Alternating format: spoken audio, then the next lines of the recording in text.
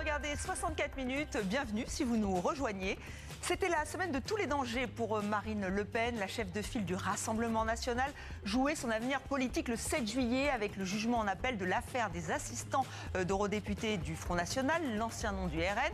Elle a été reconnue coupable, condamnée notamment à 1 an de port de bracelet électronique, mais elle peut se présenter à la présidentielle et elle va le faire, elle l'a dit dans le journal de 20h. Ce sera sa 4e participation, un pari risqué.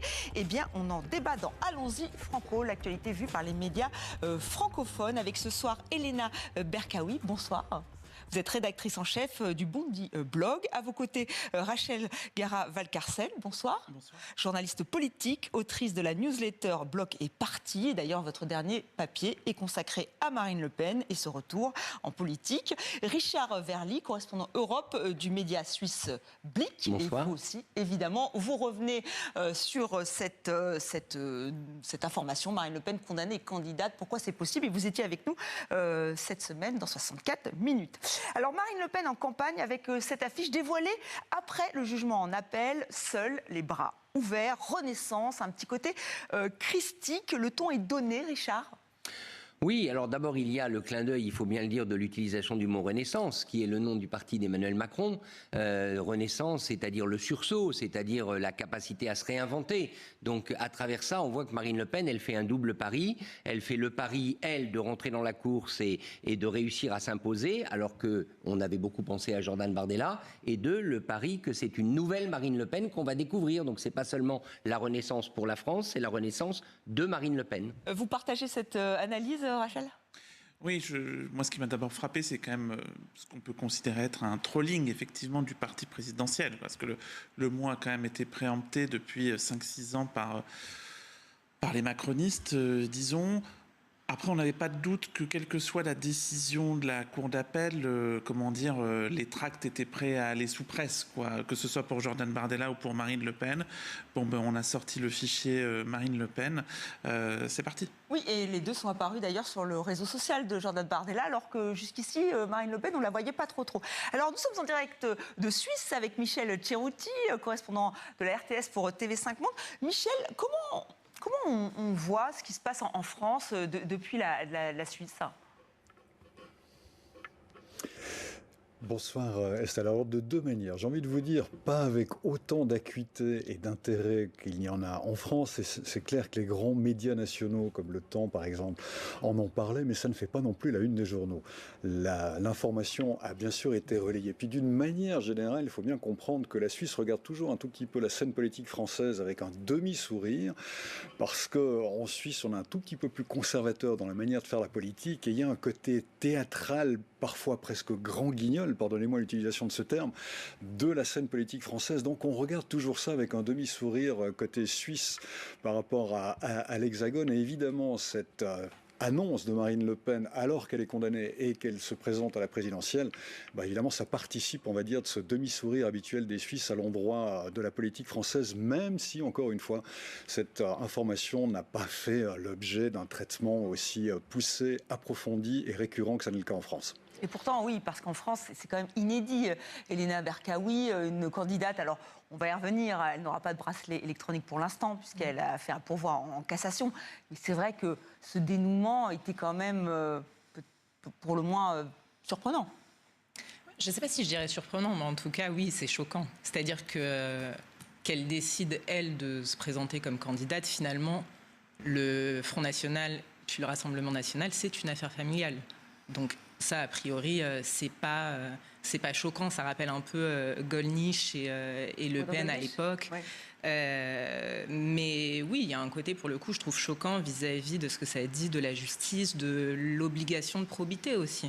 Et cette décision, elle est aussi un peu étrange, mine de rien. Oui, parce qu'on revient souvent sur ces mots qu'elle avait dit en 2013. Elle main propre, tête haute. Elle expliquait bien que voilà, l'inéligibilité, il fallait sanctionner.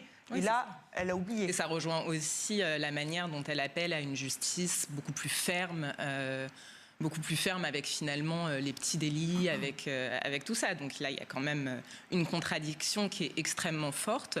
Mais je trouve que, pour en revenir à la décision de la Cour d'appel, la décision, elle est quand même assez curieuse. Parce que la Cour d'appel dit qu'il y a une violation de l'exemplarité qu'elle doit à ses électeurs. Et en même temps, elle parle du respect du choix de ces mêmes électeurs. Donc, c'est un peu... moi, je considère que c'est un peu le résultat aussi d'un rapport de force qui a eu lieu pendant 1 an, où la justice a beaucoup été mise sous pression, où il y a quand même... Donc, ils n'ont pas osé l'empêcher, en fait, c'est ça la justice. Éric Alphen, qui est un procureur très connu, dit que pour lui, c'est un recul de la justice devant le politique. Vous êtes d'accord avec lui ? Alors, je ne suis pas du tout une spécialiste de droit ou d'affaires de justice, mais je suis contrainte de regarder ce que disent les plus spécialistes que moi et de comparer avec d'autres affaires où des personnalités politiques ont été condamnées à 5 ans d'inéligibilité, c'est-à-dire la peine de Marine Le Pen en première instance, pour des faits beaucoup moins graves. On a l'impression qu'effectivement, la pression sur la justice a fonctionné, parce que au fond, la condamnation est presque un copier-coller de celle de première instance. Par contre, le quantum de peine est bien inférieur. Et surtout, et ça les spécialistes l'ont remarqué, 15 mois d'inéligibilité, c'est une peine qui n'existe pas, en vérité. C'est jamais des chiffres impair. C'est bizarre parce que ça tombe pile au 30 juin 2026. Et puis de l'inéligibilité en sursis, c'est aussi assez rare. Donc tout ça est tout de même très surprenant. On a vraiment l'impression que la justice n'a pas voulu prendre de risques et qu'elle a, entre guillemets, laissé le choix à Marine Le Pen de y aller ou pas. Ou pas, et peut-être aussi à ses électeurs de voter pour elle ou pas. Oui, c'est comme ça. Oui, mais sauf que, attendez, oui, ça c'est en deuxième temps. Il y a des règles quand même pour se présenter une élection. Oui. Il faut avoir 23 ans, il faut avoir 500 signatures. Dans d'autres pays, il y a d'autres types de conditions. Enfin, c'est pas un marché libre, c'est pas le libertarien non plus. Je pense que ça a pu surprendre certains Français, peut-être, de se dire on peut être reconnu coupable. Alors pour l'instant, elle est présumée innocente, puisqu'il y a ce pourvoi en cassation, mais peut-être qu'il y a eu cette surprise de la part des Français. Juste, on va refaire un petit détour par la Suisse. Michel, comment ça se passe en Suisse ? Est-ce que si on est reconnu coupable, si on est condamné, on peut prétendre à faire de la politique, à être président de la Confédération helvétique ? Au Conseil fédéral. Écoutez, je vais vous répondre oui, plutôt. Enfin, à l'échelle fédérale, effectivement, si vous êtes condamné, il n'y a pas de raison, finalement, en tout cas légale, qui vous empêcherait de vous présenter à une élection et de rester en poste. Maintenant, la règle de la probité, de l'exemplarité fait que bien souvent, dans ces cas-là, les politiciens ne restent pas en place. À l'échelle cantonale et communale, à la Suisse étant une confédération, les règles changent selon les cantons. Alors, dans certains cantons, c'est possible. Dans d'autres cantons, c'est interdit. Effectivement, si vous avez une condamnation, vous ne pouvez pas vous présenter à une élection politique. Et puis, on se souvient tous, Richard Verly certainement, bien de l'affaire de la conseillère fédérale Elisabeth Kopp, qui était la première femme élue au Conseil fédéral et qui avait téléphoné à son mari, homme d'affaires, lequel était soupçonné de quelques fraudes.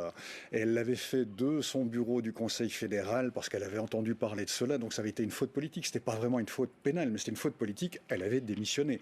C'était impossible pour elle de rester en place. Donc, vu de Suisse, ça paraît peu probable, voire impossible qu'un politicien qui serait dans la même situation que Marine Le Pen se présente à la candidature au Conseil fédéral. Voilà, une autre culture en Suisse. Oui, c'est une autre culture. Bon, le système est complètement différent. Dans ce cas de figure, en France, moi, vous savez, j'ai fait un éditorial dans Blick où j'ai dit qu'il était consacré au bracelet électronique, que finalement Marine Le Pen ne portera pas. Et j'ai dit qu'il y avait une forme de perversité judiciaire. Parce que je pense que les juges, comme ça vient d'être dit, ont essayé de trouver une peine qui, à la fois, qui satisfasse tout le monde. Mais il faut reconnaître que la pression sur les juges, elle n'était pas seulement venue des politiques, elle est venue du Conseil constitutionnel. Le Conseil constitutionnel, c'est-à-dire la magistrature suprême, en France, a pris l'année dernière un arrêt ou un avis, je ne me souviens plus comment on dit, pour expliquer que la peine devait être proportionnelle à l'exercice de la vie politique et de la liberté démocratique.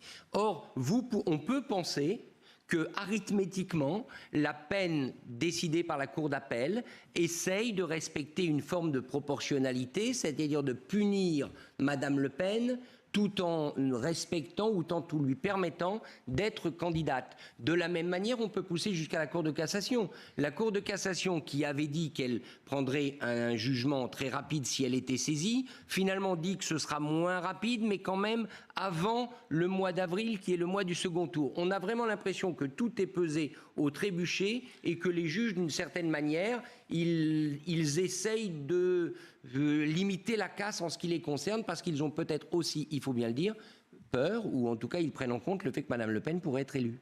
Marine Le Pen d'ailleurs, qui a donc, vous l'avez dit, saisi la Cour de cassation et qui est donc présumée innocente et qui s'est expliquée d'ailleurs sur cette décision. On l'écoute. Non, je ne joue pas à la montre. Je suis une citoyenne qui use de ses droits. Des droits que l'état de droit, que mes adversaires ont souvent à la bouche, offre à tout justiciable.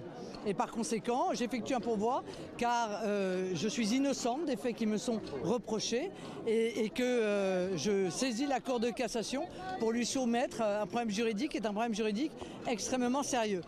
Mais je vous rappelle que la Cour d'appel m'a rendu mon éligibilité. Elle m'a rendu mon éligibilité. Je suis donc aujourd'hui éligible. Voilà, déclaration qu'elle a faite lors de ce premier déplacement de campagne, dans la Sarthe, un peu chahuté, on y reviendra évidemment. J'aimerais vraiment vous entendre sur effectivement cette prise de parole de Marine Le Pen. Au tout début, sauf si je me trompe, on disait vraiment il y a un tout petit trou de souris, vraiment, pour qu'elle se présente et tout. Bah, excusez-moi, là, ça ressemble plutôt à un trou d'éléphant, parce qu'a priori, elle a l'air de quand même bien jouer. Vous n'avez pas l'air d'accord, Rachel. Et Elena, vous allez me dire qu'est-ce que vous en pensez. Oui, mais je trouve ça quand même assez absurde. Faut le rappeler, on parle quand même de près de 3 billions d'euros qui ont été détournés. C'est pas rien. Fonds publics. C'est ça, de fonds publics. Il y a quand même, ça me paraît quand même assez questionnable que ce soit balayé comme ça d'un revers de main, qu'elle puisse reprendre, qu'elle puisse prendre tout court cette décision. Ouais. Et j'ai l'impression qu'en plus, le traitement médiatique a beaucoup tourné autour de est-ce qu'elle va pouvoir être candidate, dans quel contexte, à quel point ça va être compliqué et tout. Et je me demande vraiment si les gens, si les citoyens ont bien pris la mesure aussi, parce que cette peine-là, qui paraît peut-être un peu légère, vu que maintenant elle est éligible, est-ce que les gens ont bien pris la mesure de ce qui s'est passé ? Parce que c'est un système qui s'est perpétré pendant plusieurs années, qu'elle a hérité de son père. On parle quand même de sommes qui ont été, de personnes qui ont été rémunérées. Je pense à Louis Alliot. C'est un mi-temps qui est rémunéré 5 000 € bruts par mois. Pas pour les citoyens, elle dit qu'elle est une simple citoyenne, oui. Mais c'est quand même lunaire. Les simples citoyens, ils n'ont pas ça comme... Et pourtant, on va regarder ces sondages. Alors, celui-ci vient de paraître aujourd'hui. Intention de vote au premier tour de la présidentielle, Marine Le Pen entre 34 et 36%. Donc, c'est pour les échos et radios classiques. Voilà, a priori... elle serait malgré ce que vous dites, malgré effectivement ce qui lui est reproché, même si elle est présumée innocente, c'est quand même 2 fois qu'elle passe devant une cour. Ça vous surprend ce genre de sondage, Rachel ? Pas du tout. Et pour reprendre votre formule, on disait qu'elle avait un trou de souris, finalement elle a un trou d'éléphant. Non, moi je pense qu'elle a toujours un trou de souris, mais qu'elle a décidé d'y aller comme un éléphant dedans, quoi. Ouais. C'est-à-dire qu'il y avait 2 options. Soit elle était inéligible, soit elle n'était pas inéligible. La vérité, c'est que la décision, l'arrêt de la Cour d'appel, il a un peu surpris tout le monde parce qu'il est un petit peu entre les deux, puisque Marine Le Pen avait dit qu'elle ne ferait pas campagne avec un bracelet électronique et qu'elle n'irait pas en cassation. Résultat, elle fait les deux. Alors, elle n'a pas potentiellement de bracelet électronique, pas encore, mais effectivement, elle avait dit il n'y a pas très longtemps, pas de cassation. Et évidemment, elle joue la montre, elle joue encore une fois le coup de pression pour que, d'abord, la Cour de cassation ne se prononce pas si vite. Il faut rappeler que justement, pas comme tous les justiciables, Marine Le Pen a bénéficié d'un appel beaucoup plus rapide que si ça avait été n'importe qui, et qu'il y a encore quelques semaines, que la Cour de cassation se décide vite, c'était aussi très urgent. Aujourd'hui, ça l'est beaucoup moins. Et donc, elle veut faire en sorte que si effectivement cette Cour de cassation se décide pendant la campagne, et donc change son état, soit elle redevient inéligible, soit il faut qu'elle ait un bracelet électronique, en tout cas il se passe quelque chose, en fait, on n'ose pas l'attaquer. Et que par exemple, si elle doit porter un bracelet électronique, que le juge d'application de peine n'ose pas la convoquer parce que précisément elle est en campagne à 2 mois d'une présidentielle où elle est largement devant tout le monde. Elle tente ce coup-là. Elle tente ce C'est coup-là. un coup de force. Un coup de force, Richard Verlier, est-ce que vous êtes d'accord avec effectivement ce point de vue, en sachant que la Cour doit rendre sa décision plus tard en avril 2027, c'est ce qui a été dit. Donc qu'est-ce qui se passe là? Effectivement, on va lui dire de mettre un bracelet électronique, on m'expliquait que ça pouvait durer 1 mois, donc là, si elle était élue, plus besoin, puisque immunité présidentielle. C'est là où Est-ce que vous avez compris ce qui jouait? Parce que parfois, effectivement, avec toutes ces subtilités juridiques, on ne comprend pas bien. Non, je crois qu'on a tous compris quand on a regardé le dossier ce qui se joue, c'est qu'effectivement, elle a été, et je dois dire de ce point de vue-là, elle a été mieux conseillée par son bataillon d'avocats que les rédactions, parce que les journalistes n'avaient pas tout à fait anticipé ce scénario.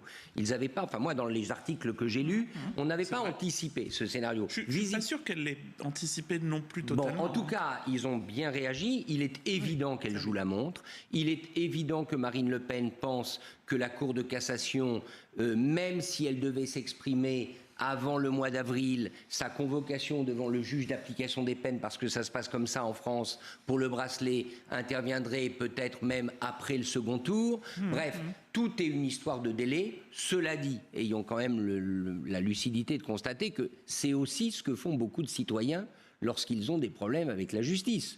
Eux aussi, leurs avocats leur conseillent de jouer les délais, les failles de procédure. De ce point de vue-là, elle se comporte, c'est vrai, comme une citoyenne qui, rappelons-le, a été condamnée. Elle a été condamnée à 2 reprises, en première et en seconde instance, mais elle utilise toutes les failles de la loi, et ça arrive à beaucoup de chefs d'entreprise, de personnes qui sont condamnées. Leurs avocats leur disent « profitez de cette faille », c'est ce qu'elle essaye de faire. Mais après, là, elle parle aussi d'un complot, il y a aussi son parti qui laisse entendre que ce serait un complot judiciaire des juges rouges contre elle à la veille de la présidentielle, comme de par hasard, alors même que c'est elle qui a mis en place des mesures dilatoires qui font qu'en fait, cette procédure, elle arrive aujourd'hui.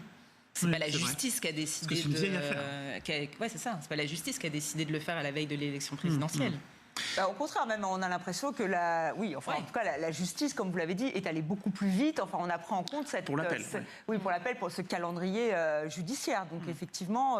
Non, puis de toute façon, c'est pas vrai que c'est une justiciable comme une autre, parce qu'on parle depuis tout à l'heure du risque pour la campagne de Marine Le Pen. Mais moi, j'y vois un risque pour la campagne présidentielle tout court. Parce que, en attendant la décision de la Cour de cassation, moi j'ai peur que le sujet soit au minimum planant sur la campagne et que le jour où elle n'échappera pas aux questions sur chacune de ses interviews, Marine Le Pen, sur le sujet, et que le jour où arrivera la décision de la Cour de cassation, eh bien ça polarisera tout. Donc finalement, les autres thèmes de campagne vont être oubliés et on va se focaliser. Moi, je trouve que le risque, c'est d'avoir une campagne pire encore que celle de 2017 ou 2022, qui avait été polarisée par les affaires Fillon, déjà la justice, et la guerre en Ukraine en 2022. J'ai l'impression que c'est... Moi, Marine Le Pen, elle me donne l'impression de quelqu'un qui a perdu au Scrabble et qui balance le plateau de jeu et les lettres s'envolent partout. J'ai l'impression qu'elle bordélise un peu la campagne présidentielle. En tout cas, c'est un énorme risque. Ça va pas lui faire plaisir parce que c'est pas exactement ce camp-là qui est accusé de bordélisation. Est-ce que vous aussi, vous pensez que maintenant, on va se focaliser, même quand elle va faire, on l'a bien vu là, elle partait en campagne, elle voulait montrer qu'elle était vraiment, elle était prête. Et là, patatras, elle est chahutée. Il y a des opposants au Rassemblement national qui sont là avec des pancartes, qui lui crient dessus. Est-ce que vous pensez que on va assister à ce genre de scène tout au long de cette campagne ?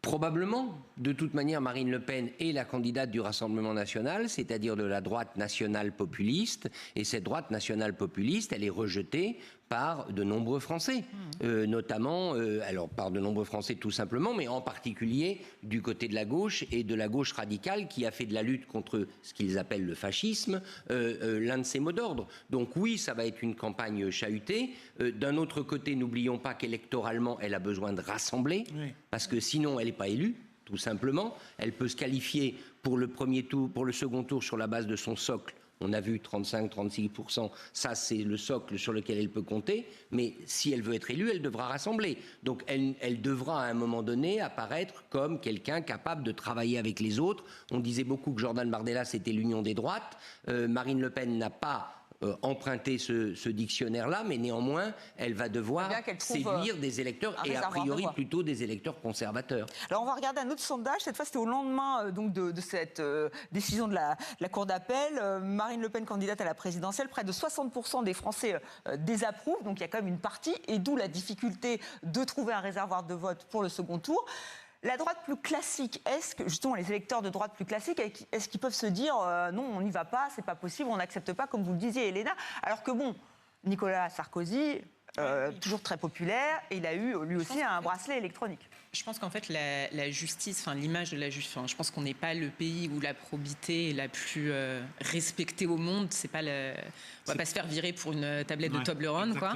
Mais et par ailleurs, ça se réduit pas à l'extrême droite. C'est aussi parmi les partis plus progressistes, en tout cas sur ces questions-là. On entend souvent, oui, mais faut pas trop parler de corruption parce que sinon ça va faire le jeu de l'extrême droite et parfois même je pense à la France Insoumise où on se rappelle de Jean-Luc Mélenchon qui avait eu cette fameuse scène de La République c'est moi, voilà. Sur les affaires de VSS aussi, par exemple. Exactement. Donc il y a quand même aussi la question de la place de la justice qui doit rester indépendante du pouvoir politique. Alors, mais sur effectivement l'élargissement, pour moi c'est ça la question, parce qu'effectivement que les électeurs et électrices de Marine Le Pen ne lui tiennent pas rigueur de ce qui se passe, c'est quand même assez attendu. On voit bien à quel point les sondages avec Jordan Bardella, qui représente pourtant pas exactement la même ligne que Marine Le Pen, était quand même assez interchangeable. Le problème, c'est que même si son socle il est très haut, encore c'est son socle aujourd'hui, on verra ce qui sera fin avril prochain, il n'est pas suffisant pour gagner l'élection présidentielle. Elle a besoin de convaincre d'autres électeurs, y compris effectivement des électeurs de droite modérée, qui, pour le coup, eux, accordent une grande importance à la question de la compétence, au respect des institutions, avec toutes les hypocrisies que chaque électeur a. Mais je pense que ça va compter pour la question de l'élargissement, oui. Alors Michel, justement, c'est peut-être vous qui allez avoir le mot de la fin. Moi, je voulais juste le plan B comme Bardella. A priori, là, il a fait pchit, il passe à l'as. Ça peut aussi compliquer. Peut-être qu'il va y avoir des divisions entre les deux. Alors, c'est possible. Ce ne serait pas très intelligent, je pense, de la part de Jordan Bardella de faire cela, parce qu'il est encore jeune. Donc, cette élection présidentielle lui échappe, mais la prochaine, peut-être, lui permettra de se présenter. Moi, j'ai envie de dire, aujourd'hui, les Machiavel pourraient imaginer, parce qu'effectivement, le vrai problème de Marine Le Pen, c'est pas maintenant, c'est pas le premier tour, c'est éventuellement le deuxième tour. Elle sera vraisemblablement présente au deuxième tour. Mais comment est-ce qu'elle va réussir ensuite à convaincre cet électorat?